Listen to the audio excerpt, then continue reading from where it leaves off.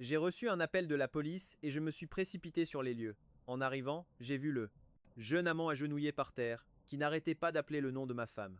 J'ai levé les yeux et je me suis retrouvé face à l'âme de Valentina. Morte de honte, elle est devenue furieuse et m'a menacé de ne pas faire de mal à son amant. J'ai répondu avec un sourire glacial.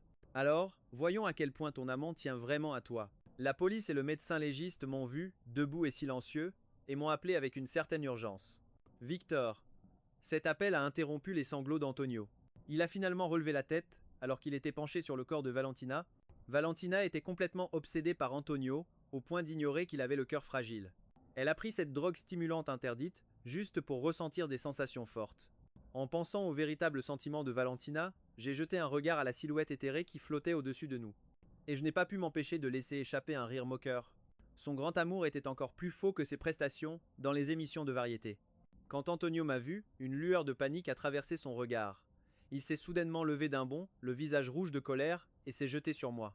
En le voyant faire, l'âme de Valentina a réagi instinctivement pour l'arrêter, essayant de s'interposer entre nous comme elle le faisait de son vivant. Malheureusement, elle n'était plus qu'une entité immatérielle, et n'a pu que regarder Antonio la traverser avant de foncer sur moi. Antonio, ne fais pas ça, a-t-elle crié, angoissée. Puis, elle s'est tournée vers moi avec un regard féroce et a hurlé, Victor, si tu oses poser un seul doigt sur lui, je ne te le pardonnerai jamais. Des menaces comme ça, j'en ai entendu bien trop souvent. Malheureusement pour elle, j'étais le seul à pouvoir l'entendre. Antonio, fou de rage, a essayé de m'attraper par le col, le visage complètement déformé par la colère. Je me suis rapidement décalé pour l'esquiver. Heureusement, la police a réussi à l'arrêter à temps, sinon la scène aurait été encore plus embarrassante. Monsieur Antonio, s'il vous plaît, calmez-vous, a dit un policier. Les dispositions concernant Madame Valentina doivent être prises en charge par son mari, Monsieur Victor. Il était évident que la police avait remarqué leur liaison et avait délibérément insisté sur mon statut de mari. Antonio est resté abasourdi. L'expression sur son visage est devenue encore plus tordue. Comme ces artistes minables dont le scandale vient d'éclater, il était laid et pathétique au plus haut point. Je veux porter plainte contre lui. C'est lui qui a tué Valentina. Ça ne peut pas être un accident, a hurlé Antonio, hors de contrôle. La police a soupiré, impuissante. En le voyant dans cet état, j'ai reculé de quelques pas. Ce serait vraiment problématique qu'un mannequin insignifiant qui a réussi en couchant à droite à gauche finisse par me blesser. Valentina se tenait maintenant à côté d'Antonio, me fixant avec une froideur sinistre. Même si je ne pouvais pas voir clairement son expression, je savais qu'elle me soupçonnait aussi. La police était sur le point de parler, mais je les ai devancés. Accuser sans preuve, c'est de la diffamation. Je peux te poursuivre en justice. Antonio a serré les dents, la haine et la rage bouillonnant en lui. J'ai senti que ça ne valait pas la peine de perdre plus de temps, et je lui ai rappelé. Profites-en maintenant pour retourner chercher les affaires que Valentina t'a laissées. J'ai marqué une courte pause avant de continuer. Toutes ces choses font partie des biens communs entre Valentina et moi. Selon la loi, je suis le seul à avoir le droit d'en disposer. Camilla et moi avons le droit d'hériter de sa fortune. Antonio, réfléchis-y bien. Tout l'argent qu'elle a dépensé pour toi, tu crois que je ne vais pas le réclamer? Antonio, qui sanglotait, s'est soudainement figé. Voyant qu'il ne pleurait plus et ne faisait plus de scandale, la police a fait signe à ses collègues de l'emmener. Après qu'Antonio a été emmené, Valentina a essayé de le suivre. Mais une force mystérieuse l'a bloqué à la porte, l'empêchant de bouger. J'ai observé froidement son air désespéré. Victor, pour la suite concernant Madame Valentina, nous vous laissons gérer, a dit la police. Il était évident qu'ils avaient déjà terminé l'enquête avant de me contacter, confirmant que Valentina était décédée d'une overdose de substances illicites et qu'il s'agissait d'un accident. Ils ont seulement posé quelques questions de routine et ne sont pas allés plus loin. En réalité, je n'ai pas eu le courage de regarder l'état dans lequel se trouvait Valentina. Surtout son visage après sa mort. Son visage bleu m'aurait sûrement empêché de dormir.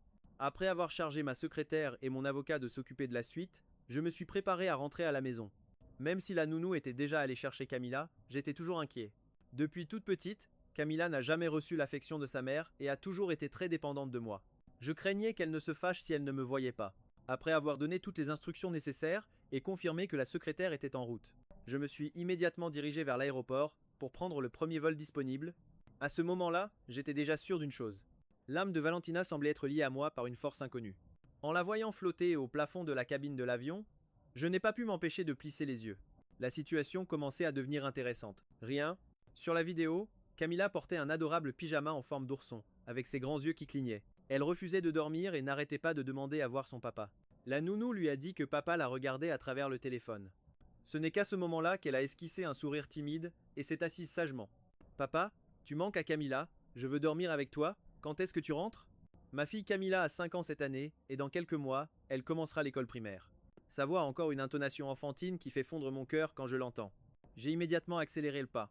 La voiture que la secrétaire avait préparée m'attendait déjà. En moins d'une demi-heure, je suis arrivé à la maison. En ouvrant la porte, j'ai vu la nounou qui lisait des bandes dessinées avec Camilla. En entendant le bruit, Camilla a tout de suite couru vers moi et s'est jetée dans mes bras. Je l'ai serrée fort dans mes bras pour la rassurer et je l'ai emmenée dans sa chambre pour la coucher. Je lui ai raconté quelques autres histoires intéressantes et après beaucoup d'efforts, j'ai finalement réussi à l'endormir. Pendant que je m'occupais de Camilla, j'ai remarqué que Valentina restait assise en silence sur le rebord de la fenêtre. Observant toute la scène, Camilla était le fruit d'une grossesse accidentelle de Valentina. De son vivant, elle n'éprouvait aucune affection pour moi, et cette froideur s'étendait également à Camilla. Elle ne passait presque jamais de temps avec la petite. Pas étonnant que, j'avais beau la calmer, Camilla n'ait pas mentionné sa mère une seule fois. J'ai entendu Valentina murmurer, se demandant pourquoi Camilla ne se souvenait pas d'elle. Ces mots m'ont ému. Se demandant pourquoi Camilla ne se souvenait pas d'elle. Ces mots m'ont paru ridicules. En voyant le sommeil paisible de Camilla, je lui ai fait un bisou sur le front. Puis je suis retourné dans la chambre. Je n'avais pas envie de tourner autour du pot avec elle. À peine assis au bord du lit, je suis allé droit au but. Depuis la naissance de Camilla, il s'est écoulé exactement 5 ans. Combien de fois as-tu vraiment été à ses côtés? L'emmener au parc, la coucher le soir, n'importe laquelle de ces choses. En as-tu fait ne serait-ce qu'une seule et tu t'attends encore à ce qu'elle se souvienne de cette mère? Elle est plus proche de ses maîtresses de maternelle que de toi, je l'ai regardé droit dans les yeux. 10 ans de mariage, 7 ans de trahison. Cette âme à moitié transparente a soudainement croisé mon regard. La pièce est tombée dans un silence de mort. Son visage était rempli de stupéfaction. L'élégance de l'ancienne reine du cinéma s'est effondrée. Complètement. Vraiment? Tu peux me voir? Je n'ai pas répondu, je l'ai juste regardé comme si j'observais une idiote. Valentina a soupiré doucement et a glissé jusqu'à la coiffeuse pour s'asseoir. Ne voyant pas son reflet dans le miroir, elle a tourné la tête et m'a lancé un rictus froid en croisant les bras. La grande actrice Valentina compte bien continuer à me harceler sans jamais disparaître. Après avoir découvert sa liaison avec Antonio, je lui ai proposé de divorcer, mais elle a refusé, catégoriquement. Elle disait qu'elle ne pouvait pas me quitter, que Camilla avait besoin d'une famille unie. Dans un accès de colère, elle a même porté plainte, mais je n'ai jamais réussi à obtenir de preuves solides de son infidélité avec Antonio. Après tout, Antonio était un nouveau venu qu'elle soutenait de toutes ses forces. Le fait qu'ils soient souvent vus ensemble était facile à justifier. Après plusieurs disputes, je n'ai pas eu d'autre choix que de laisser tomber l'affaire. À bien y réfléchir, avoir un distributeur automatique qui ne savait que cracher. De l'argent n'était pas si mal. Elle ne causait pas de problème à la maison, et en plus, elle apportait des ressources financières. J'ai donc commencé à planifier le patrimoine pour Camilla, à me concentrer sur le développement de ma propre carrière. Je devais me préparer au jour où elle montrerait son vrai visage et demanderait le divorce, mais je n'aurais jamais imaginé qu'avant même sa demande, ce serait sa mort qui surviendrait. Valentina était orpheline, ce qui signifiait que tout son héritage ne pouvait revenir qu'à Camilla et à moi. En tant que son mari légal et sa fille biologique, on pouvait considérer ça comme la seule bonne chose qu'elle ait faite de toute sa vie. Cette nuit-là, nous n'avons plus parlé. Je n'ai pas tardé à sombrer dans un profond sommeil. Le lendemain matin, ma secrétaire m'a envoyé le certificat de crémation de Valentina, en y joignant même une vidéo du moment où son corps était poussé dans le four crématoire. Valentina ne savait pas ce que je regardais. Elle a volé lentement vers moi et est arrivée juste à temps pour voir la scène où son propre corps était poussé dans le four. En te voyant si calme, tu ne ressens pas la moindre douleur? Sa voix trahissait une pointe de lassitude. En me voyant boire mon café tranquillement, son expression est devenue si sombre qu'elle en faisait peur. Je n'ai pas pris la peine de répondre à son reproche. J'ai bu la dernière gorgée de mon café et je suis allé dans la chambre de Camilla pour la réveiller. Elle devait encore aller à l'école maternelle. Voyant que je ne lui répondais pas du tout, Valentina a commencé à tourner autour de moi comme une bête en cage. Sa voix devenait de plus en plus aiguë. Victor, Camilla, qui venait de se réveiller et n'entendait pas les cris de Valentina, m'a souri d'un air endormidant. Mes bras. Papa, aujourd'hui je veux en prendre beaucoup. Dégoûtée à partager avec ses amis. Pendant qu'elle se lavait le visage, Camilla n'arrêtait pas de sautiller d'excitation. J'ai souri tendrement. Je l'ai aidée à choisir les snacks qu'elle voulait emporter à l'école. Je les ai rangés dans son sac à dos et je l'ai accompagnée jusqu'à la porte. Après avoir eu la confirmation de l'avocat, je suis allé directement au studio de Valentina. Elle se tenait dans un coin de la pièce comme un fantôme, les bras croisés et sans dire un mot. Peut-être qu'elle s'attendait à voir Antonio, mais elle allait être déçue. En arrivant au studio, Antonio était introuvable. La secrétaire de Valentina était déjà au courant de la situation et avait reçu la notification de mon avocat, alors.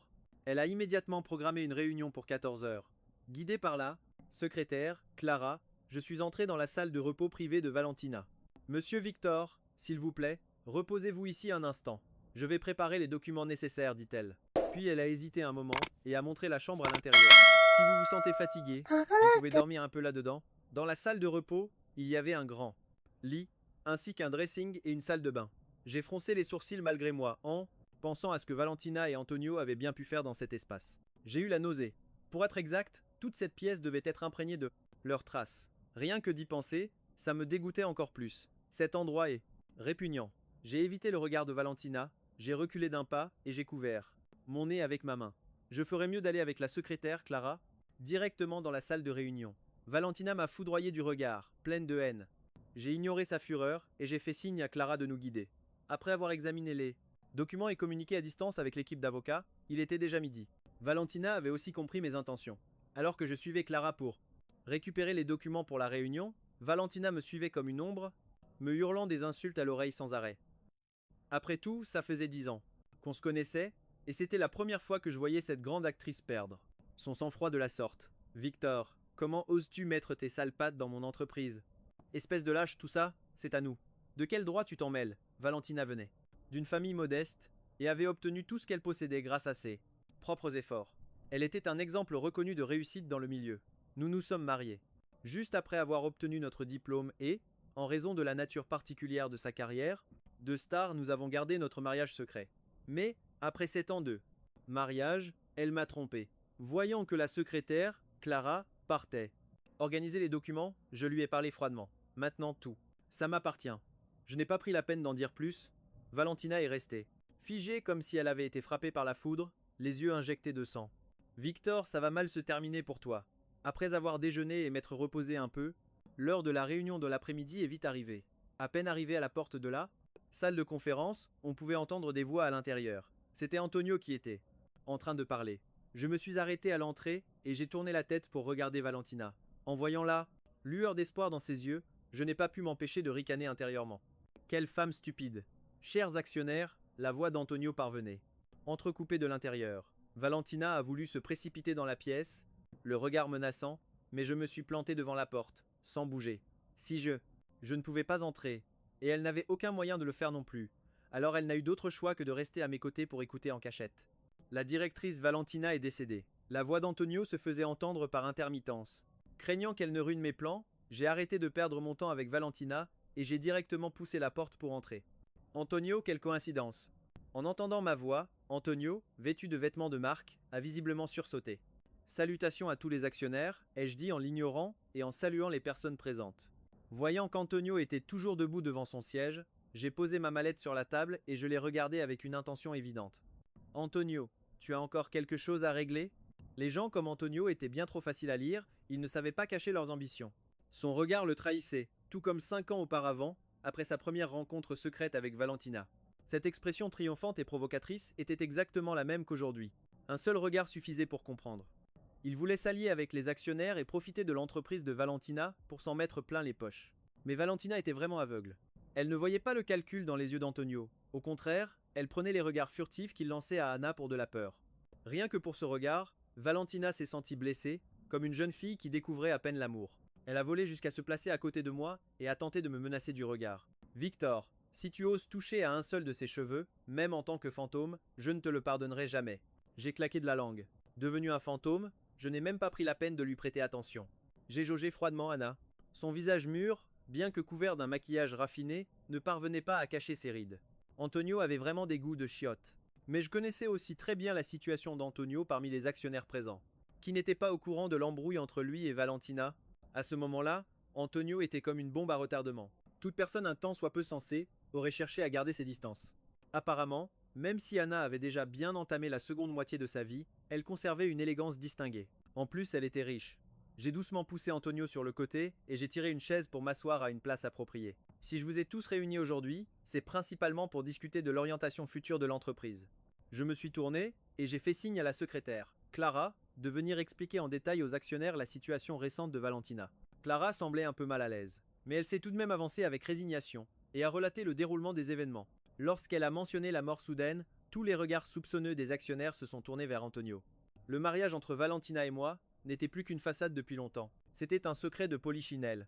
Et Antonio était le gigolo préféré de Valentina ces dernières années. Dans cet accident, personne ne croyait qu'Antonio n'y était pour rien. Même le regard qu'Anna posait sur lui avait perdu sa chaleur habituelle. Antonio a baissé la tête. Ses yeux rougis trahissaient une retenue extrême. J'ai tapoté doucement la table avec mes doigts et j'ai lâché une bombe. Je ne suis pas familier avec la gestion de l'entreprise de Valentina. Après mûre réflexion, j'ai décidé de la vendre dans son intégralité, compte tenu de vos contributions à tous. Le droit de rachat sera accordé en priorité aux personnes présentes. J'ai sorti de ma poche une liasse de cartes de visite de la secrétaire et je les ai tendues à Antonio, esquissant un léger sourire. Et j'ai demandé à l'assistant Antonio de les distribuer. Au début, devant moi, Antonio était encore sur la réserve, comme s'il craignait que l'esprit de Valentina venu de l'au-delà ne soit réel. Mais 2 mois plus tard, après avoir eu la confirmation que nous n'avions plus aucun lien, il était devenu complètement effronté, se vantant même. Des baskets en édition limitée que Valentina lui avait offertes. Maintenant, en me voyant lui donner des ordres, il est resté un instant sans réaction. Son visage est devenu tout rouge de honte, et il a serré les poings très fort. Valentina, bien que furieuse, ne pouvait rien contre moi. C'est Anna qui est intervenue. Pour Antonio, d'un geste élégant de la main et d'une voix douce, elle a dit « Victor, s'il te plaît, sois un peu plus compréhensif et ne mets pas l'assistant Antonio dans l'embarras. » Puis elle a demandé à sa propre secrétaire de s'occuper de distribuer les cartes. J'ai haussé un sourcil d'un air indifférent une fois la distribution terminée. J'ai ajouté « Je vous donne 3 jours pour y réfléchir. Après ça, j'organiserai la reprise de cette entreprise par quelqu'un. » Sur ce, je me suis levé, prêt à partir, mais je me suis retourné pour regarder Antonio. « Antonio, n'oublie pas notre accord au commissariat. Je viendrai réclamer mon dû. Tu ferais mieux de te préparer. » Après avoir dit ça, je suis parti. Cette force invisible a de nouveau entraîné Valentina avec moi, l'obligeant à me suivre pas à pas hors de l'entreprise. Dans la voiture, Valentina s'est assise à côté de moi. Voyant que j'insistais pour vendre l'entreprise, et que je mettais en plus Antonio en difficulté, elle a finalement cédé.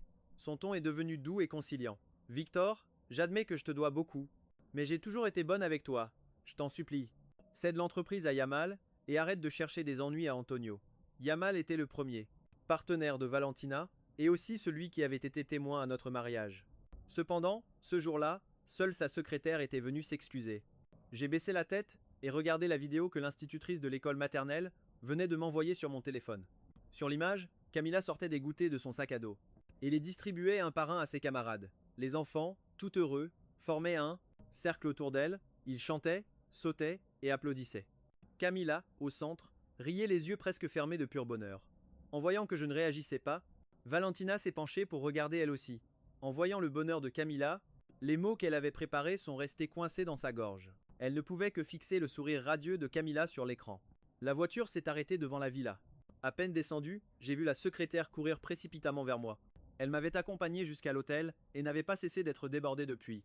Tournant comme une toupie, les yeux remplis de fatigue, en pensant aux cartes que je venais de faire distribuer, j'ai soudain ressenti un léger remords.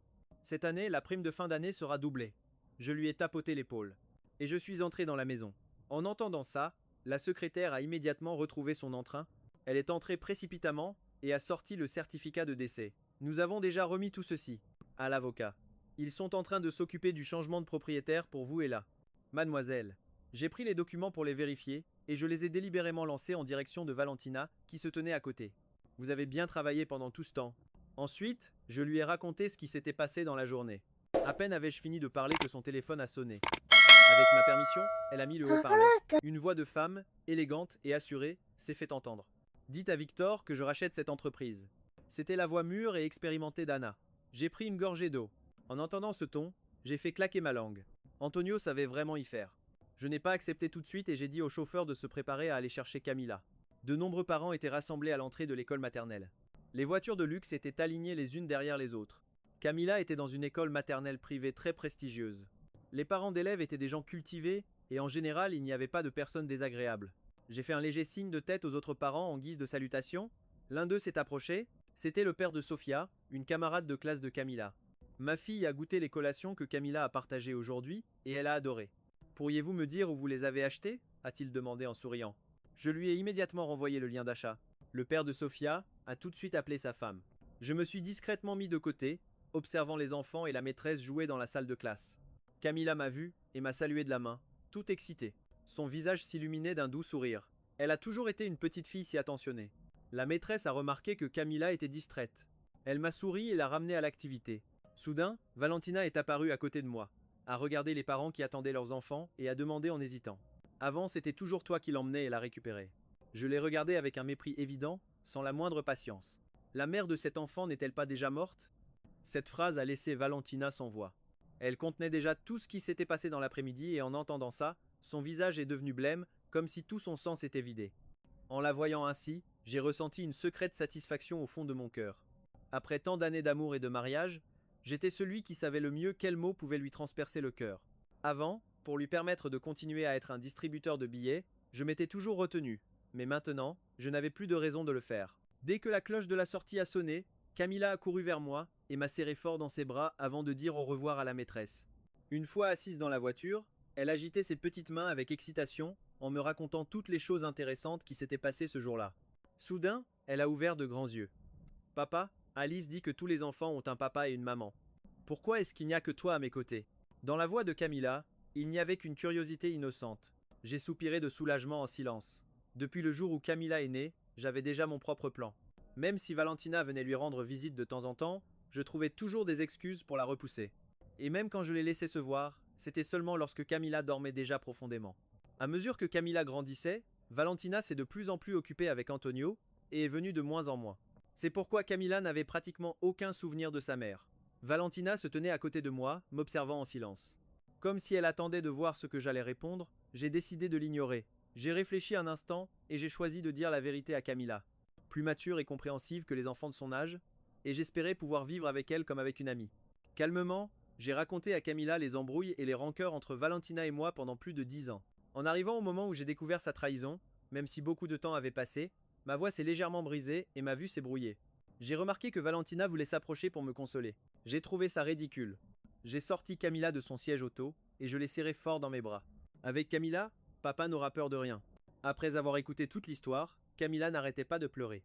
Ce n'est que lorsque la voiture s'est arrêtée devant la maison qu'elle s'est calmée peu à peu.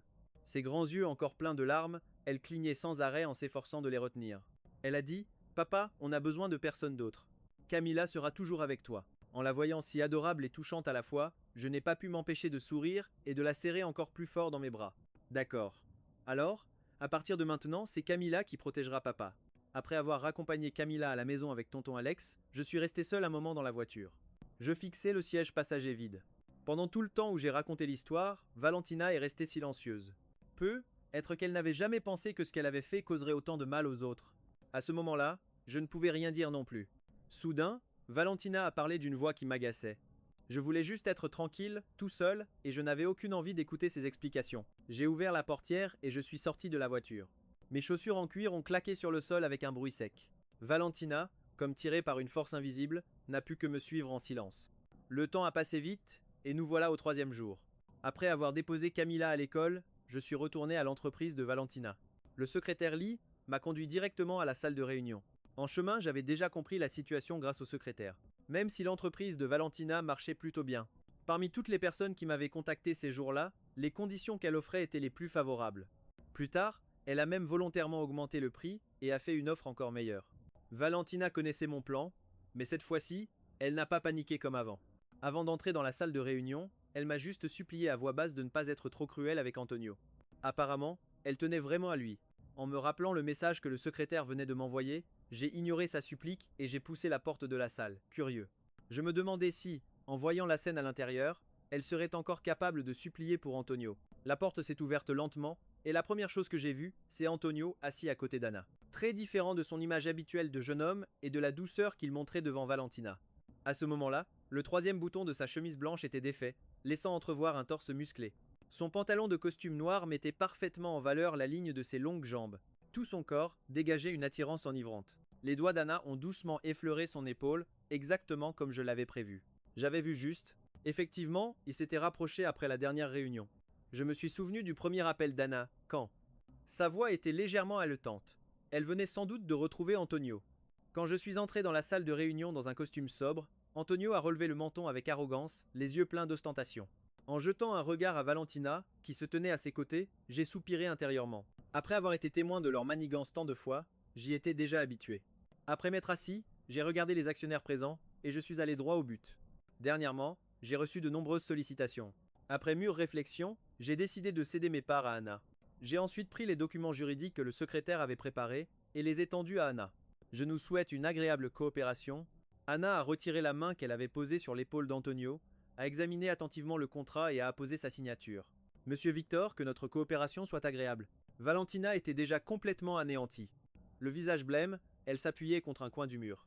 Au milieu du brouhaha de la salle, on pouvait vaguement entendre son murmure. Qu'est-ce que j'ai fait de mal pour finir comme ça, à cause d'un homme pareil? Mais tout cela n'avait plus rien à voir avec moi. Voyant que son plan avait réussi, Antonio a enlacé Anna sans la moindre pudeur.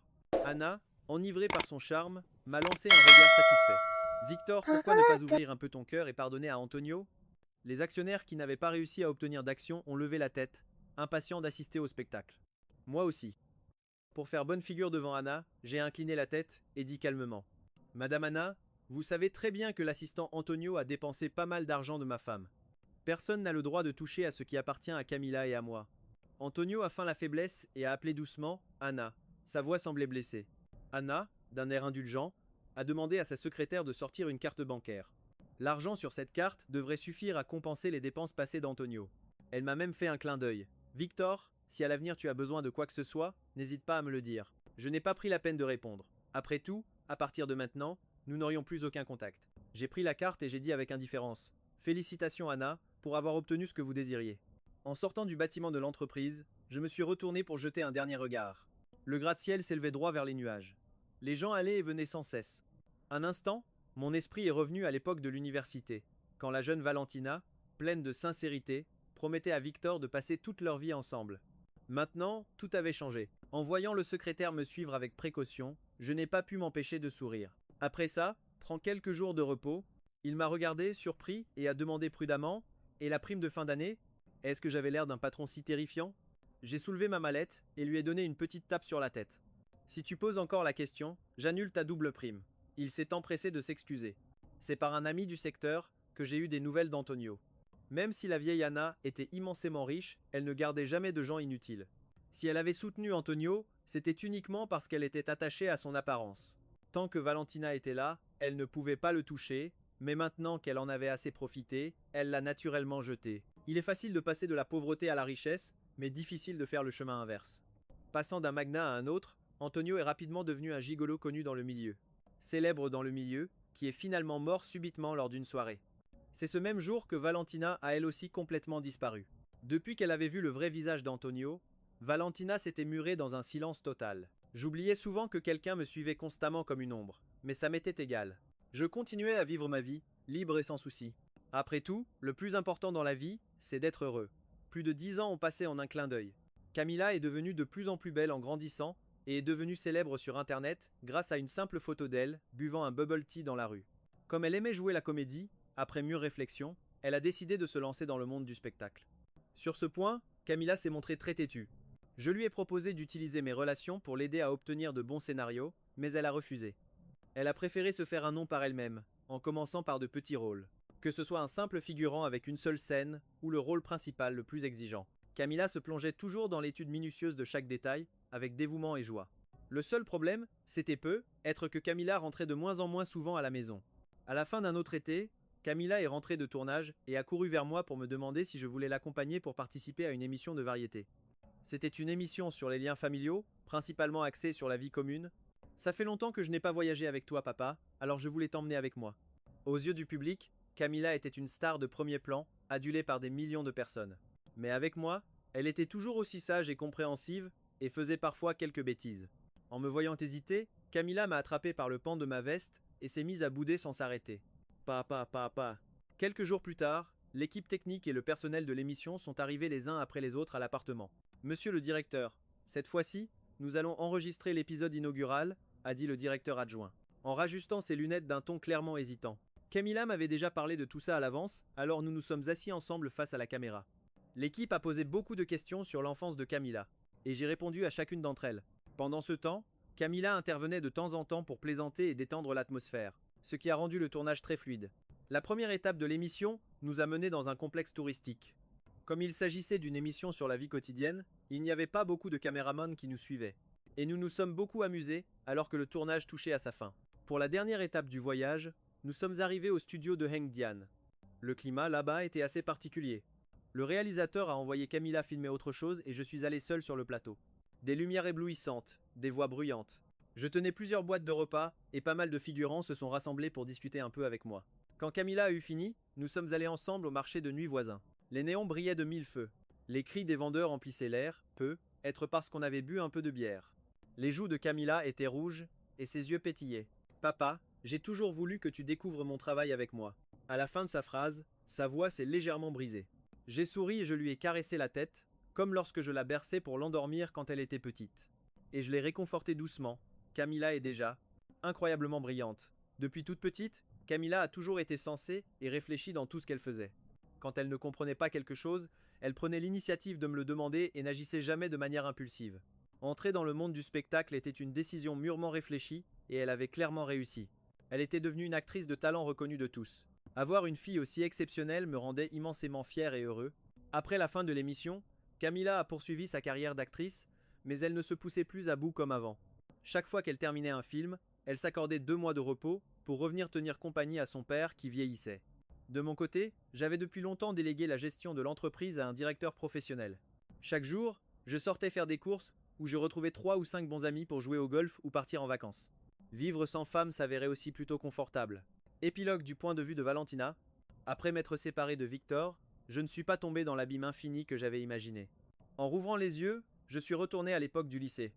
Au moment où j'ai rencontré Victor pour la première fois, non loin de là, Victor portait son uniforme scolaire impeccable, avec des lunettes à monture noire, riant et discutant joyeusement avec ses camarades.